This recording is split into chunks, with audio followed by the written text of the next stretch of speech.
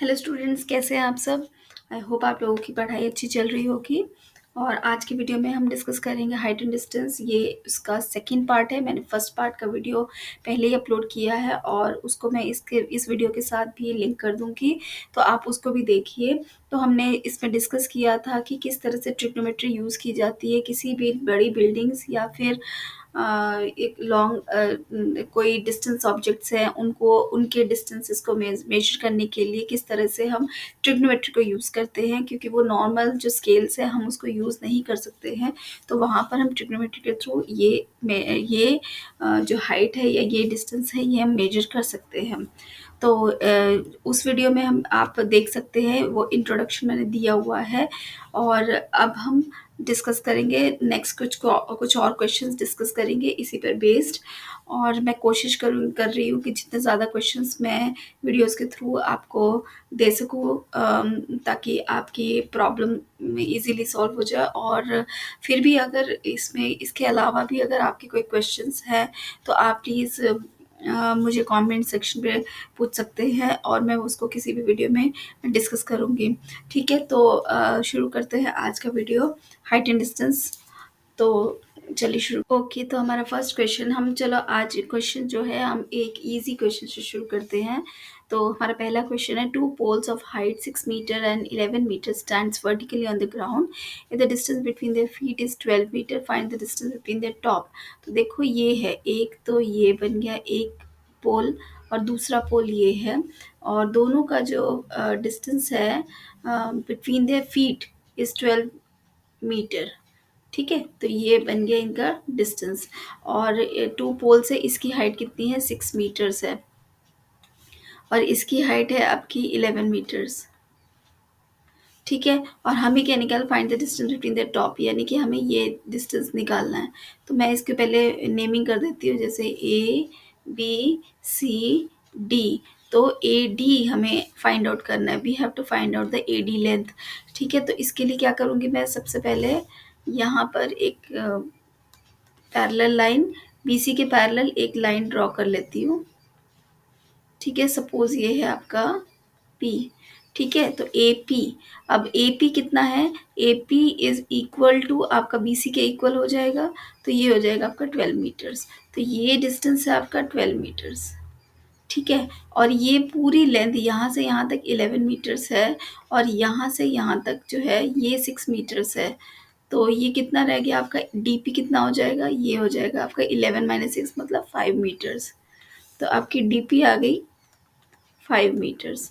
ठीक है, तो अब आप देखिए ये क्या है, ये राइट एंगल ट्राइंगल है। अब लेते हैं ट्राइंगल APD। तो यहाँ पर हम इसको यहाँ पर इसको मैं सिंपल इसलिए बोल रही हूँ, यहाँ पर कोई ट्रिग्नोमेट्री यूज़ करने की ज़रूरत ही नहीं है। सिंपल पाइथागोरस थ्योरम से ही आप डायरेक्टली निकाल सकते हो, क्योंकि एंगल तो दिया नहीं है। तो सिंपल ये एक राइट एंगल ट्राइंगल है, इसकी लेंथ हमें पता है, इसकी लेंथ पता है, तो we can find out AD। तो AD square will be equals to AP square plus DP square। तो AP कितना है, AP is 12 स्क्वायर और DP कितना है 5 स्क्वायर। तो हमें पता है ये ट्रिपलेट है, लेकिन फिर भी हम एक बार सॉल्व करके देख लेते हैं। 25, ये हो गया आपका 169। तो 169 किसका स्क्वायर होता है, ये 13 का स्क्वायर। तो AD will be equal to 13 metres. ठीक है, AD is equal to under root 169, therefore AD is equals to 13 metre. तो दिस इज योर आंसर। तो देखा ये कितना सिंपल क्वेश्चन था। तो चलिए नेक्स्ट क्वेश्चन देखते हैं। क्योंकि हमारा नेक्स्ट क्वेश्चन है, from the top of a tower of 50 metre high, the angle of depression of the top and the bottom of the pole are observe to be 45 and 60 degree respectively. Find the height of the pole if the pole and the tower stands the same plane. तो देखो question क्या है, from the top of the tower 50 metre high. तो एक tower लिया हमने 50 metre high. ठीक है, और यहाँ पर 50 मीटर हाई है, दिस इज 50 मीटर हाई। और यहाँ से angle of depression at the bottom and the top of the pole, यानी कि सामने एक पोल है, तो यहाँ ये एक पोल हो गया। ठीक है, तो अब जो एंगल ऑफ डिप्रेशन बन रहा है वो कहाँ का बन रहा है, यहाँ से हम एक स्ट्रेट लाइन लेंगे, ये हॉरिजॉन्टल लाइन हो गई। यहाँ से टॉप पर इस पॉइंट से एंगल ऑफ डिप्रेशन क्या बन रहा है, एक तो ये बन रहा है और एक ये बन रहा है। ठीक है, तो ये बन गया। तो यहाँ से तो ये एंगल ऑफ डिप्रेशन कौन कौन सा बन रहा है, एक बन रहा है आपका, ये बन रहा है आपका 45 डिग्री, और ये बन रहा है आपका 60 डिग्री। ठीक है, तो यहाँ से मैं एक पैरेलल लाइन ड्रॉ कर रही हूँ। तो हमारी ये वाली हाइट कितनी दी हुई है, दिस इज 50 मीटर्स।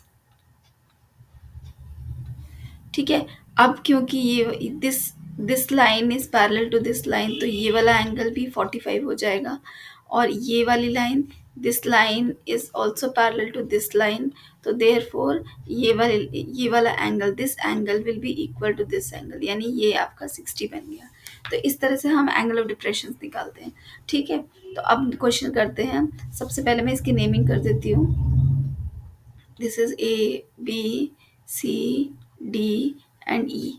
ठीक है, तो अभी हम सबसे पहले, मैंने पहले भी बोला है, जहाँ पर भी एंगल 45 डिग्री मिल जाए तो पहले उस ट्राइंगल को देखना है। तो यहाँ पर 45 डिग्री कौन से ट्राइंगल में आ रहा है, ये ट्राइंगल आ रहा है ए डी ई।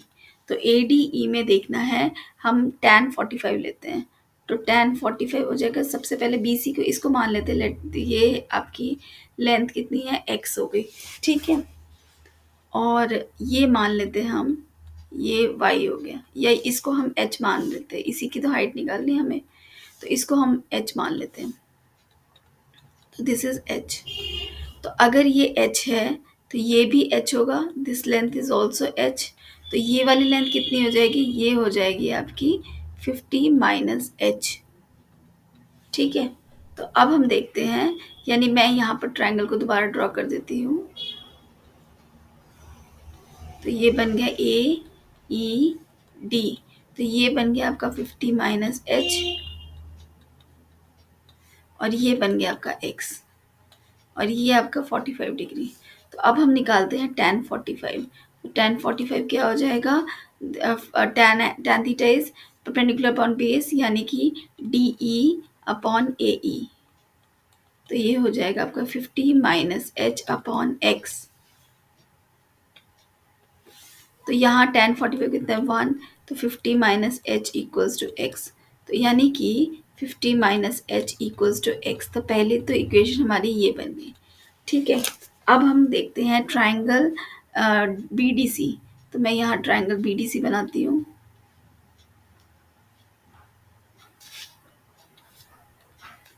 तो ये एंगल 60 है, this length is 50 and this length is x।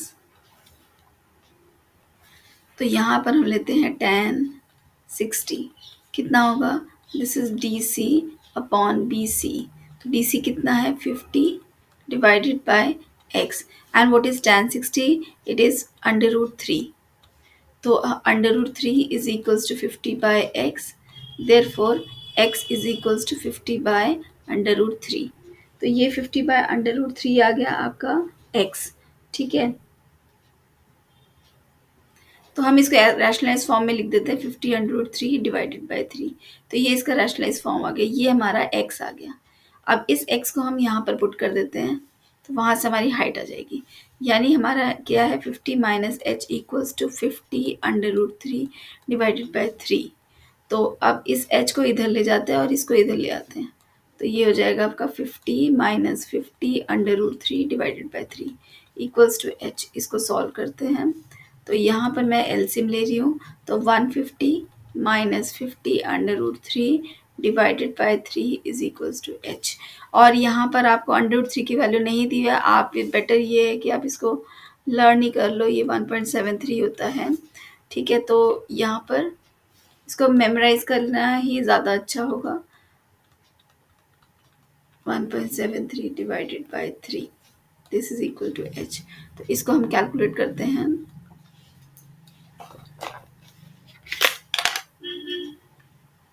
तो 50 इंटू 1.73 is equal to 86.5।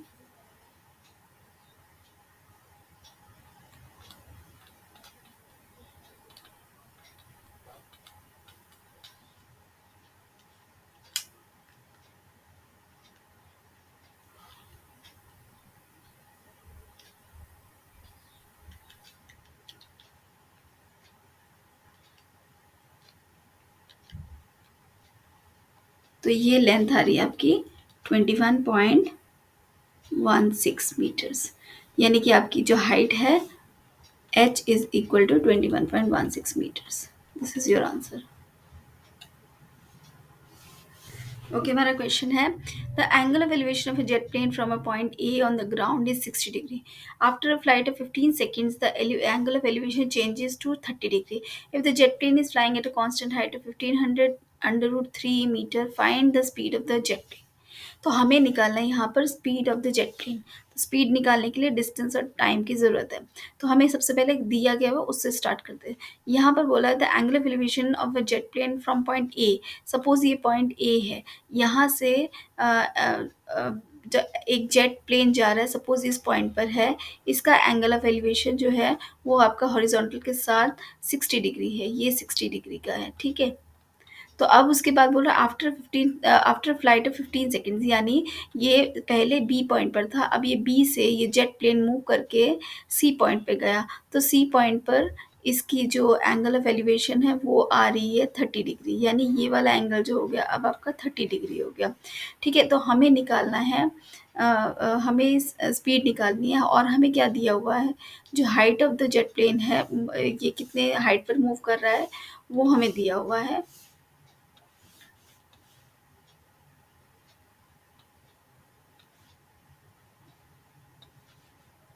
तो ये डी हो गया, ये ई हो गया। तो यहाँ पर हमें कॉन्सेंट्रेट करना है दो ट्राइंगल्स पर, एक जो ये वाला है, ये वाला ट्राइंगल जो है, ठीक है, और एक जो दूसरा ट्राइंगल है, एक ये वाला ट्राइंगल है, ठीक है। मैं इन दोनों को ट्राइंगल्स को अलग अलग बना देती हूँ जिससे हम कैलकुलेशन अच्छे से कर पाए। तो हमारा एक ट्राइंगल हो गया है ए बी ई। तो हम पहले उस पर कॉन्सेंट्रेट करते हैं, ए बी ई। तो यहाँ पर देखो ये वाली हाइट कितनी दी है, this height is given 1500 under root 3। This is 1500 under root 3, ठीक है। और ये ए ई है, ये ए ई लेंथ हमें नहीं पता है, ये एक्स है मान लो, और ये हमें पता है ये 60 डिग्री है।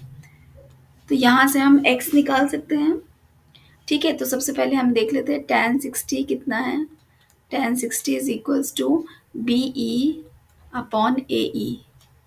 तो बी ई कितना है, इसका है 1500 under root 3 divided by x.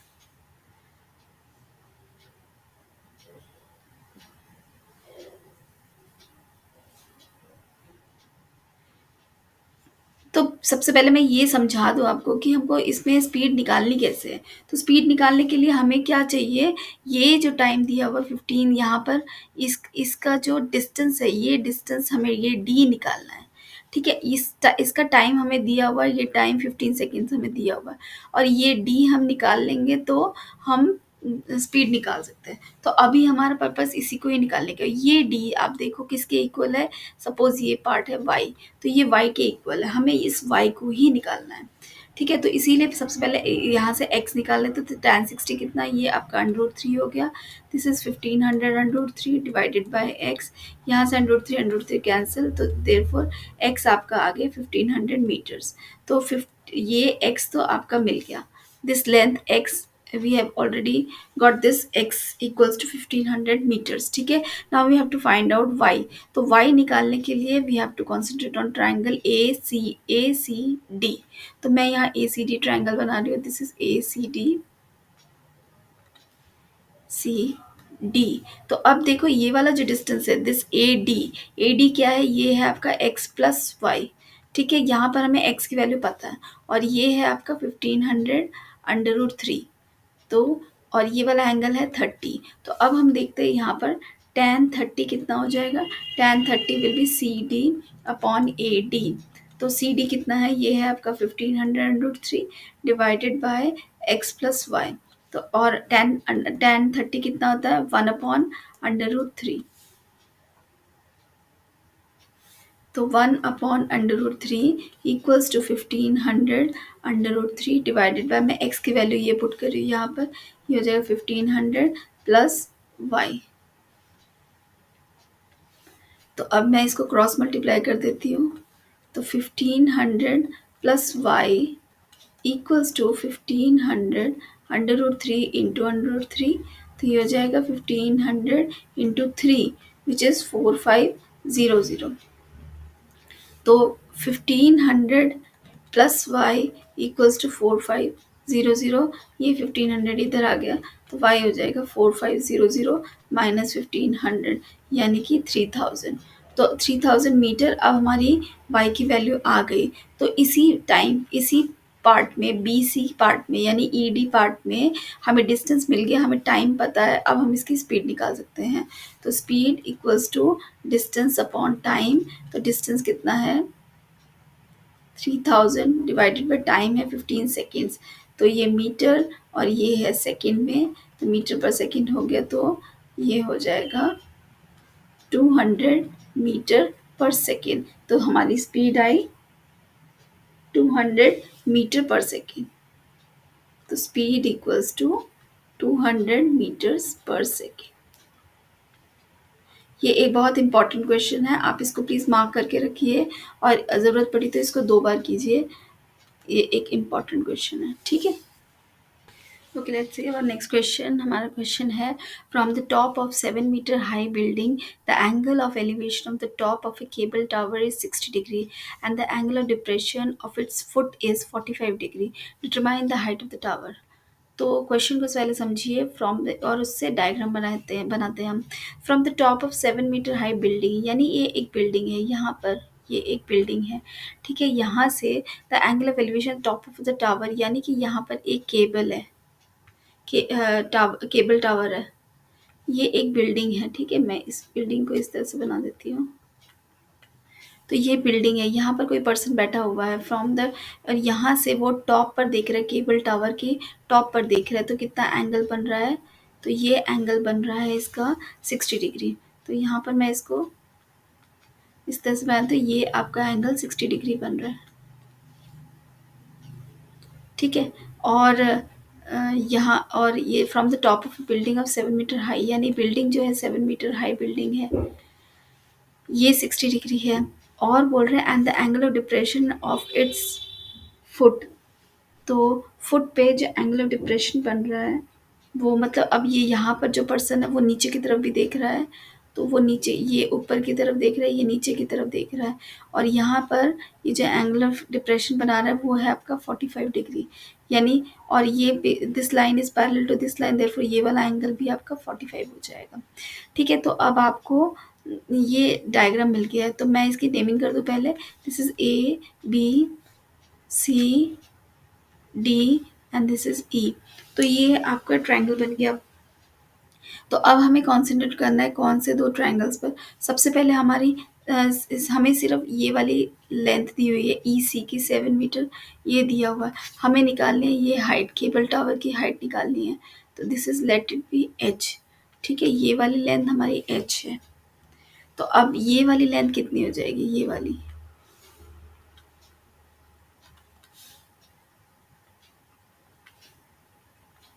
Length कितनी हो जाएगी, दिस इज एच माइनस 7।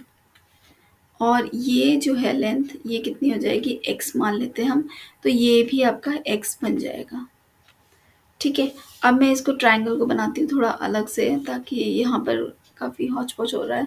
तो ये बन रहा है आपका ट्रायंगल, एक ट्रायंगल बन रहा है ए डी ई, ये 60 डिग्री वाला, और this is h minus 7 and this is x।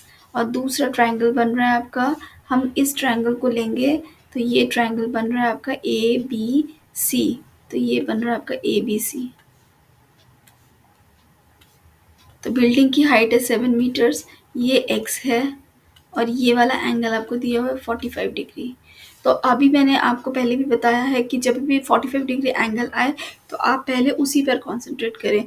तो ये वाला ट्रायंगल है, ट्रायंगल ए बी सी, यहाँ पर tan 45 क्या हो जाएगा, परपेंडिकुलर अपॉन बेस, यानी A B upon B C. तो ए बी कितना है आपका 7 और बी सी कितना है x। तो tan 45 कितना होता है 1, तो 1 इज इक्वल टू 7/x। यहाँ से x की वैल्यू आ गई हमारी 7 मीटर्स। तो एक तो लेंथ आ गई हमारी 7 मीटर्स। अब हम कॉन्सेंट्रेट करेंगे इस ट्रायंगल पर, तो यहाँ पर देखते हैं tan 60 कितना हो रहा है, tan 60 है आपका डी ई अपॉन ए ई। ठीक है, मैं इसको नीचे लिखती हूँ।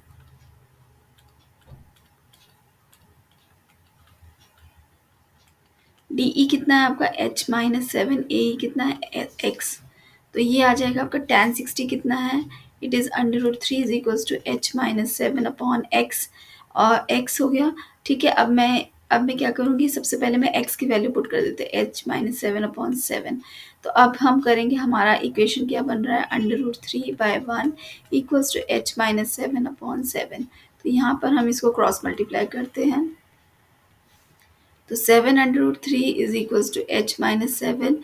ये 7 इधर चला जाएगा, तो h हो जाएगा आपका 7 √3 प्लस 7। इसको हम लिख सकते हैं 7 into √3 plus 1, and because we know the value of √3, तो ये हो जाएगा 1.73 प्लस 1, यानी इट इज 7 इंटू 2.73। तो इसको मल्टीप्लाई 7 3 21, 7 7 49, 50 51,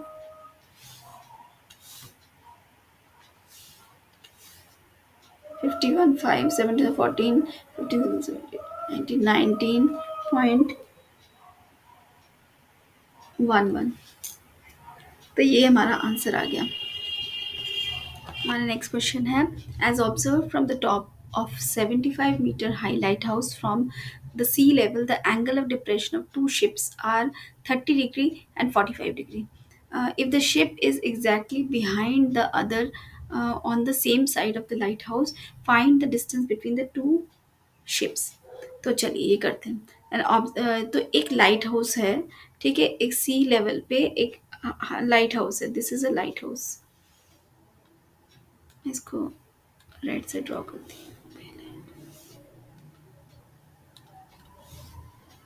तो ये एक लाइट हाउस है, और इस लाइट हाउस से यहाँ से कोई पर्सन यहाँ पर खड़ा है, और इस टॉप ऑफ लाइट हाउस से वो दो शिप्स को देख रहा है। एक पॉइंट ए पर है, सपोज ए पर है, और एक पॉइंट बी पर है।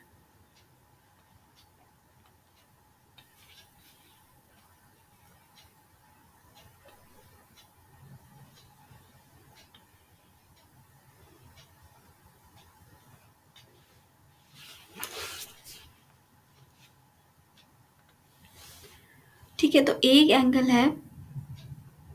एंगल जो बन रहा है वो आपका 45 डिग्री बन रहा है, और दूसरा जो बन रहा है वो 30 डिग्री बन रहा है, और जो ऑब्जर्व लाइट हाउस की जो हाइट है वो आपकी 75 मीटर्स है। ठीक है, तो अब बहुत ही ईजी क्वेश्चन है। अब आपको निकालना क्या है, find the distance between two ships, यानी हमें ये वाली लेंथ x निकालना है। ठीक है, और इसके अलावा हमें और क्या नहीं पता, ये y भी नहीं पता हमें। सपोज ये वाली लेंथ y है, ये नहीं पता, हमें निकालना क्या है, x निकालना है।